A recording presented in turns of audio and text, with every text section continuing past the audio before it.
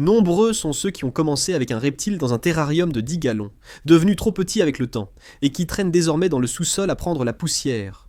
Et s'il existait un reptile pouvant vivre à vie dans un terrarium de 10 gallons?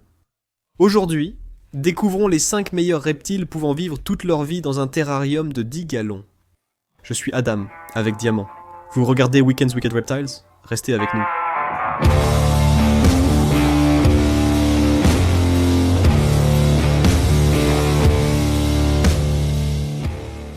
Avant tout, je ne recommanderais jamais de garder un reptile dans un terrarium de taille minimale. Même si ces reptiles peuvent vivre dans un aquarium de 10 gallons, il vaut mieux choisir un 20 gallons pour tous, sauf un. Alors, allons-y, et commençons avec le numéro 5. Les serpents à collier. Les serpents à collier sont en 5e position car ils sont les seuls de la liste, qui ne sont pas de bons animaux de compagnie. Vous pouvez en avoir comme animaux de compagnie, et il y a un peu d'élevage en captivité. Mais la plupart du temps, si vous voyez ces animaux dans la collection de quelqu'un comme animal de compagnie, ils l'ont probablement capturé dans la nature, ou l'ont obtenu de quelqu'un qui l'a fait, parce que les efforts d'élevage sont quasiment inexistants. Avec ceux-ci, ils sont presque inexistants, mais on voit des gens commencer à les élever plus facilement, tout simplement parce que les gens aiment les micro-animaux de compagnie. Je ne mettrai pas ça en avant comme argument de vente pour ces serpents, parce que je pense que la plupart des serpents, même ceux-ci qui atteignent seulement 30 à 40 cm. Et pour ceux d'entre vous qui ne connaissent pas le système métrique, c'est un peu plus d'un pied, un peu plus d'un pied. C'est la taille que vous allez trouver chez ces serpents, ce qui fonctionne plutôt bien. En général, le serpent doit pouvoir mesurer la longueur et la largeur du terrarium. C'est la taille minimale. Un serpent anneau adulte peut facilement s'étendre sur toute la longueur d'un aquarium de 10 gallons et avoir encore de la place, donc ça dépend. 20 gallons serait probablement mieux. Je pense que les serpents à collier vont connaître un regain ou un saut de popularité, car les gens savent désormais les reproduire. C'est drôle. J'ai supposé en voyant le serpent, car je ne savais rien sur eux. Je croyais qu'il y aurait une naissance vivante car ils sont très petits. Mais en fait, ils pondent des œufs. Il y a ces petits œufs, oblongs, hilarants, qui sont de la taille d'une pièce de 10 centimes. Franchement, ils ont l'air trop drôles. Ces serpents sont aussi très fragiles. Ce sont plutôt ceux qu'on sort de temps en temps pour prendre des photos, pour vraiment en profiter et les observer dans leur terrarium, ce genre de choses. Et comme on peut les trouver partout en Amérique du Nord, je veux dire, il est probablement plus probable que vous puissiez les trouver ici en Amérique du Nord.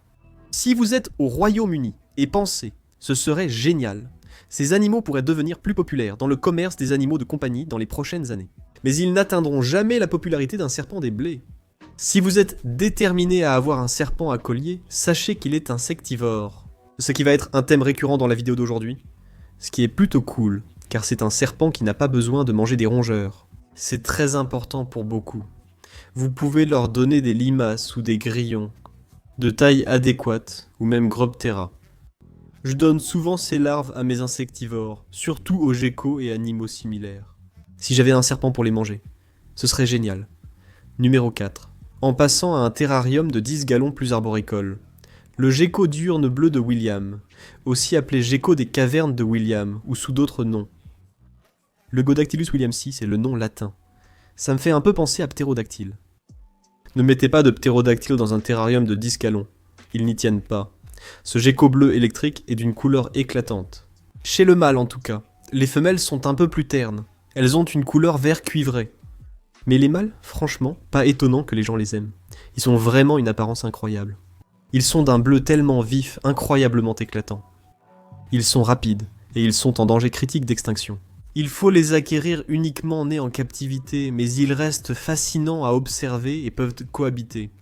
Et ils tiennent parfaitement dans un terrarium vertical de 10 gallons. Donc, quelque chose comme un exothéra à ouverture frontale. L'un des plus petits modèles, n'est-ce pas? 12 par 12 par 18 serait sans doute un meilleur choix. Vous pouvez aussi transformer un vieux aquarium classique, comme un 10 gallons acheté sur Craigslist pour 10 $. Mais ces gars-là sont très petits, atteignant à peine 8, parfois 9 cm, ce qui est minuscule. Diamant mesure environ 45 cm, donc c'est vraiment petit. Ce sont aussi des insectivores, dont les nourrir est facile. Vers de farine, grillons, larves de mouches, soldats noirs, etc. Donc, ça marche vraiment bien si vous avez d'autres animaux qui ont le même régime alimentaire. Eh bien, ces gars-là seront faciles à entretenir. C'est un gecko, Il peut très bien vivre dans un aquarium de 10 gallons, mais plus l'espace est grand, mieux c'est pour lui. Avec assez de plantes pour se cacher et une bonne humidité, ils vivent très bien dans un aquarium de 10 gallons. Et vous ne faites pas autant de compromis que si vous aviez par exemple un serpent à collier, ce qui veut dire, si vous prenez un serpent à collier. J'ai dit 10 gallons, mais mettez-le dans un 20 gallons, ça coûte juste un peu plus cher, il sera plus heureux. Ce qui me fascine chez la population locale, c'est qu'on la trouve près des grottes en Tanzanie, dans un rayon d'environ 8 km seulement. 8 km, c'est rien du tout, c'est incroyablement petit. La semaine dernière, on a évoqué que les boas de l'île Hog vivent dans un rayon de 59 km, ce que je trouvais déjà ridiculement petit. 8 km. Je ne sais pas pourquoi on utilise le système métrique aujourd'hui. En gros, ça fait 5 miles carrés. 5 miles carrés. Je pense que Ted Nugent a un terrain de plus de 5 miles carrés. Passons à la suite. Numéro 3. Les grenouilles naines africaines, qui bien sûr sont des amphibiens, puisqu'il s'agit de grenouilles. Et en fait, maintenant que j'y pense, le tout premier amphibien ou reptile que j'ai eu, c'était des grenouilles naines africaines. Quand j'avais environ 11 ou 12 ans, nous avions cet aquarium et c'est possible de faire ça. Elles peuvent vivre dans des aquariums communautaires car elles n'ont pas besoin de zone terrestre. En fait, ce sont des grenouilles complètement aquatiques, très similaires à la grenouille griffée d'Afrique, mais celle-ci reste petite. Les grenouilles naines d'Afrique sont sans doute les amphibiens les plus faciles à élever. Parce que les paramètres de l'eau, bien qu'ils soient toujours importants, les fluctuations ne leur font pas autant de mal. Elles sont robustes. Faites attention à la qualité de l'eau, mais le chauffage est inutile. Ces poissons peuvent descendre jusqu'à 20 degrés Celsius. Je ne connais pas beaucoup de gens qui gardent leur maison plus froide que ça. Donc de 20 à 25 degrés Celsius, ce qui est une grande plage. Si comme moi au Canada, vous chauffez votre maison à environ 20 degrés l'hiver. Si vous vivez dans le sud de la Floride, où il fait souvent 24 degrés ou plus, cela n'a pas d'importance. En gros, tout le monde peut les garder. Et même si je ne le recommanderai jamais, et qu'il n'y aura pas de vidéo à ce sujet. Les gens disent que vous pouvez les garder dans des terrariums de 5 gallons. Mais je ne pense pas. Je pense que 10 gallons, c'est vraiment le strict minimum pour ces animaux. Bien que vous puissiez en garder plusieurs, peut-être un ou deux dans le même terrarium. Plusieurs, ça veut dire jusqu'à 3. Peut-être jusqu'à 3 dans un terrarium de 10 gallons. Encore une fois, je recommande toujours que si vous commencez à les faire cohabiter, vous preniez un terrarium plus grand que ce dont vous avez réellement besoin, mais il est généralement sûr de les garder comme ça. Avec un terrarium de 75 ou 120 gallons, vous pourriez y mettre des poissons et autres éléments similaires.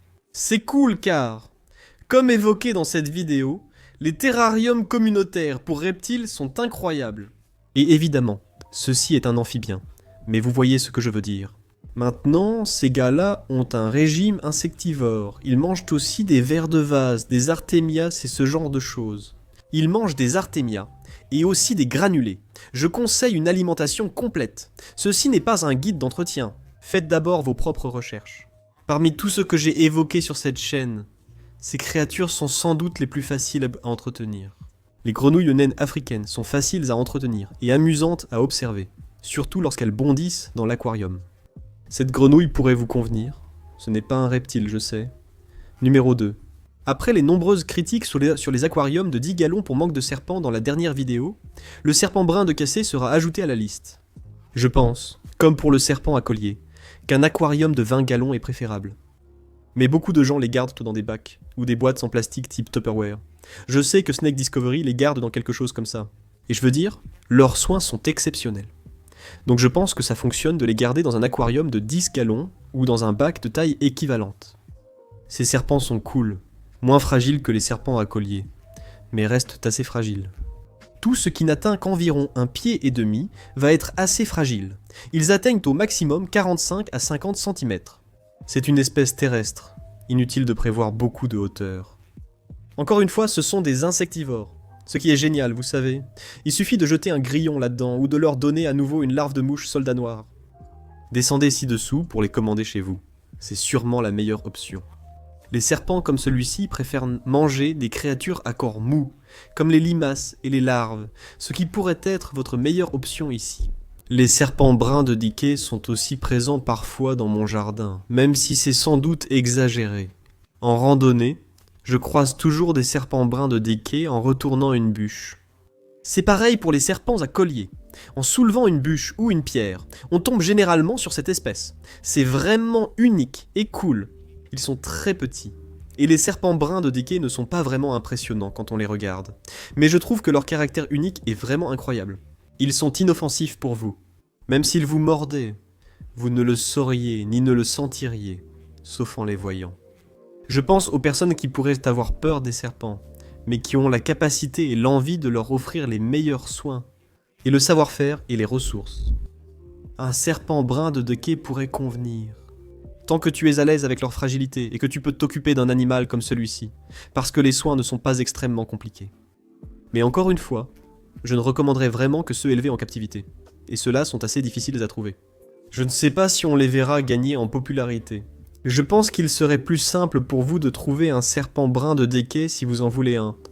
D'accord, passons au numéro 1, et c'est quelque chose dont je n'ai jamais parlé sur cette chaîne auparavant.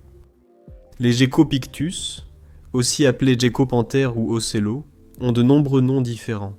C'est une espèce terrestre crépusculaire unique, originaire de Madagascar, ce qui la rend vraiment particulière. Tout ce qui vient de Madagascar paraît unique. Ils ressemblent un peu à des geckos léopards ou à queue grasse d'Afrique. Ils sont plus petits, environ 4 à 6 pouces, et si vous en trouvez un plus grand comme celui-ci, c'est un de ces spécimens. Je les garderai dans un aquarium de 20 gallons. Et je pense que c'est préférable, mais beaucoup les gardent dans des aquariums de 10 gallons sans souci. Ils vivent pleinement, se reproduisent parfaitement, sans aucun problème. Et c'est parce que c'est une espèce tellement facile à entretenir. Je ne vois pas pourquoi vous ne prendriez pas un 20 gallons. Mais même dans un 10 gallons, ils s'en sortiront sûrement très bien. Encore une autre espèce qui grimpera un peu si vous lui en donnez l'occasion, mais c'est surtout une espèce terrestre et insectivore. Encore une fois, c'est un peu le fil conducteur ici, non ? Pour eux aussi, il y aura grillons, vers de farine, blattes d'ubia et larves de mouches soldats noirs.